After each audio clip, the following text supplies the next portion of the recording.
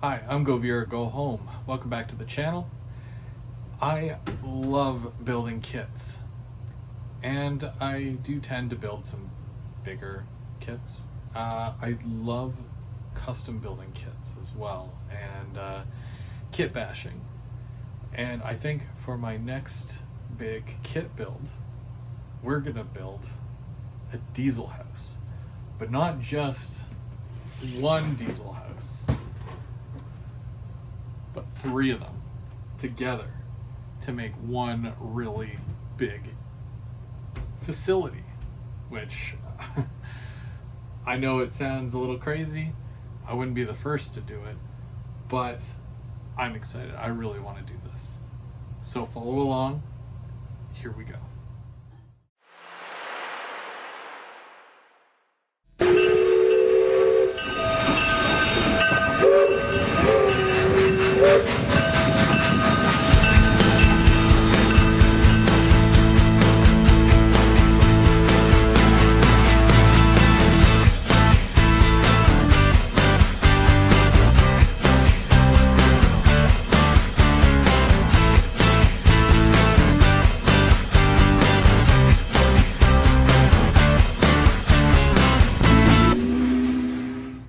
Welcome to Rail Talk, where we build kits.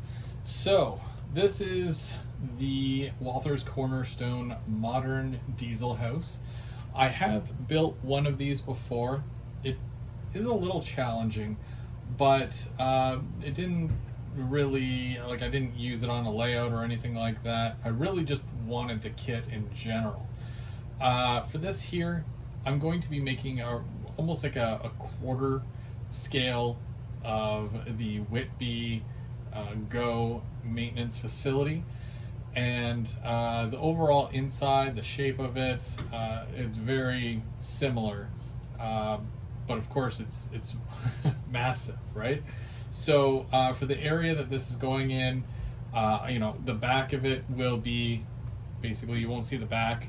I also have to get a separate 2-bay shed that's going to come out farther than the front of this whole kit as well. And I have to have them, all three of them together, side by side, to make it look like it's one giant building. So I'm going to have to cover up any seams or anything that would make it look like it's, separate buildings. Now, normally when I do Rail Talk, it's Rail Talk Live, and I will build this kit or a kit, every Saturday night, just to, have you almost like you're building it along with me.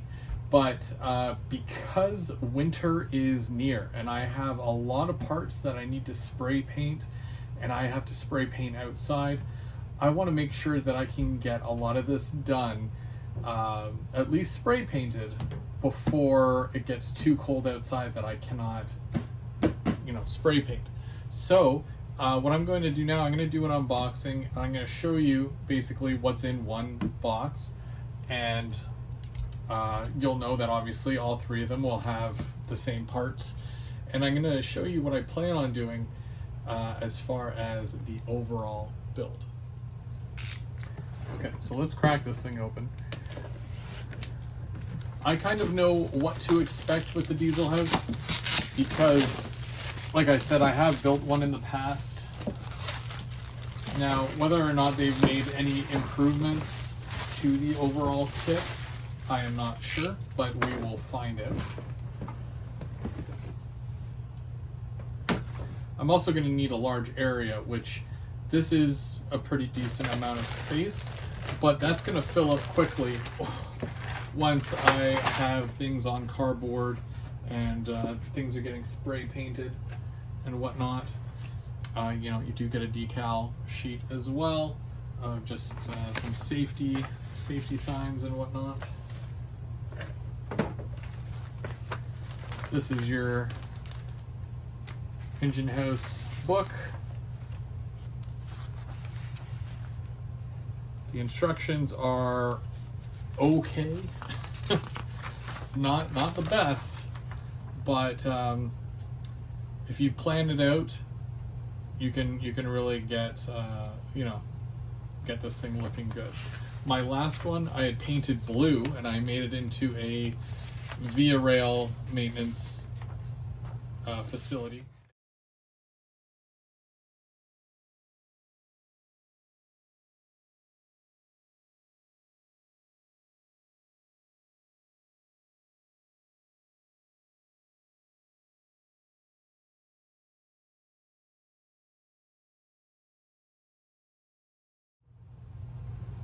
Okay, so this is your main base plate here. Of course, you're going to have 3 of these side by side.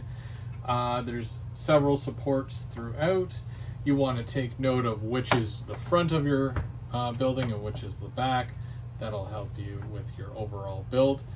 And I would paint this just by itself with the other 2 attached to it, just to get the overall size.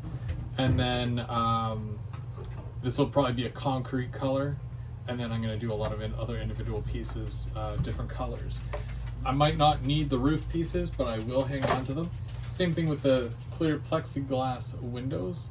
There's a lot of roof vents on here, and then some cross bracing. There's some front and back walls.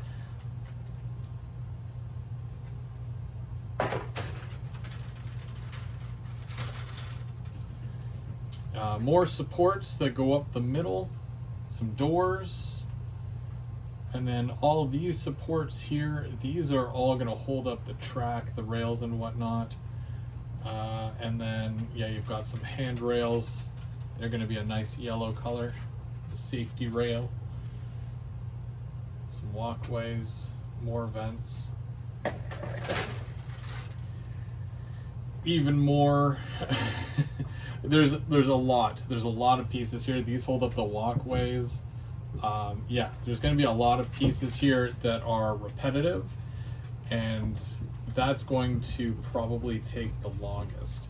So that's why I need to start now, get a lot of this painted, and then hopefully, by the time it gets too cold to paint outside, I've already done a majority of the kit. So with this, it goes flat right along the edge here. There are some holes there that will hold that. It was definitely not like that before, so that's great. That'll be a lot easier to place it, and I look forward to doing a bit of a better job than I even did on the last one. Now, I will take out these middle supports so that this is wide open on the edges that connect, so that you'll be able to see right through. And then on the outside section, the outside wall, I'm gonna have to take off these little bumps here that would normally hold the vents. And that way I'll be able to put 2 of these side by side, just like this, super flat. So one connects there, one connects there, and then they'll be side by side, and then there won't be any issues of spacing between them. But those are the left and right walls. This is one of those problem pieces that I had issues with on the last kit. So when you remove these pieces, which I'm just going to do one here for you, see, removed. You'll clean that up, obviously, and then you got to find the correct one, which would probably be one of these. Oh, no, it has to be longer. So yeah, it's probably that one there. And I had a heck of a time fitting this in this space. It's supposed to just squeeze right in there, but it never did. So I would end up needing to shave the side of this down, or this side, just so it would fit in here. And it was ridiculous. It was way bigger than this actual square. So again, hopefully they've made those changes, and I'll obviously let you know what I find. But yeah, it was really tough getting that to fit. There's, of course, they give you 2 pieces for the back part for the roof. It's a pretty big kit, I'm gonna tell you. These are the walkways. You've got 2 walkways for the middle, and then 1 for each side. And then, of course, the other wall, you have more of these. So that's all the pieces that you get. Make sure you check to see if it's warped. If anything is warped or needs to be replaced, make sure you contact Walthers. This overall does sit pretty flat.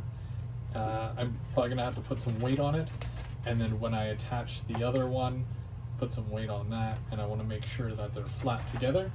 And then I'm going to get a really big board that will fit all 3 lengthwise, and then I'm going to add that to the front of the rails right here, and then have the board come out to here, so that the whole, it's almost like a module, and it all sits flat on the board, and then I can lift this off the layout to work on it, and then put it back when I need to put this into service.